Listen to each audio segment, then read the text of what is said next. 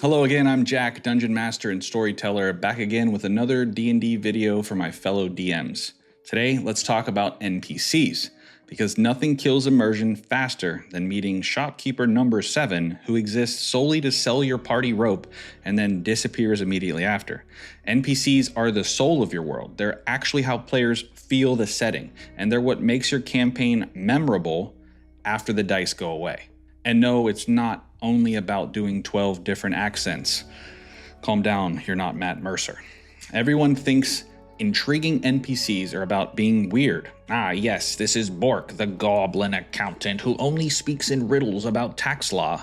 Funny? Sure. Memorable? Nah, maybe for 5 minutes. But what makes an NPC stick isn't just how bizarre or quirky they are, it's how real they feel. They don't have to be wacky, they just need to feel like they existed before the party showed up and will keep existing after they leave.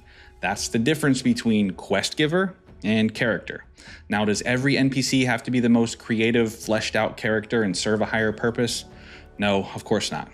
You do need some cannon fodder to move the plot along, but your key people, let's make them count. When I build NPCs, I don't start with race, class, or even a name. I start with purpose. What do they want? What's their goal, their fears, their routines? Because once you know that, everything else builds itself. In my campaign, Kjlovania, Captain Elias Vane isn't interesting because he's gruff and has scars. He's interesting because every decision he makes, every line of dialogue he has comes from one truth. He's a man trying to protect a town that's already dying.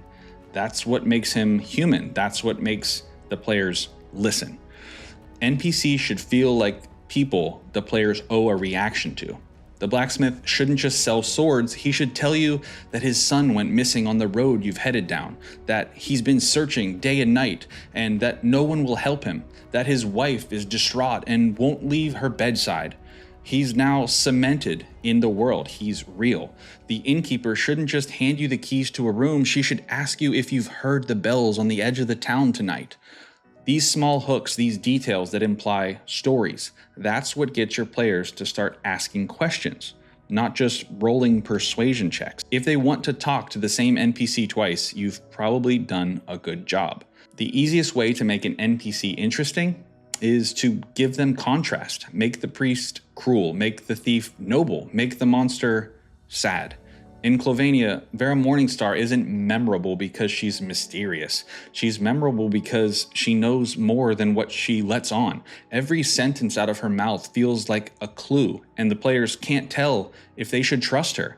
NPCs live in that tension between what they show and what they mean. And here's a trick that never fails. Treat every NPC like the protagonist of their own story, because they are. They've got goals, memories, and days that they do stuff that don't revolve around your party. That's the difference between a guy who just spawned for a scene and one that just happened across their path. One disappears when the conversation ends, the other lingers in their heads.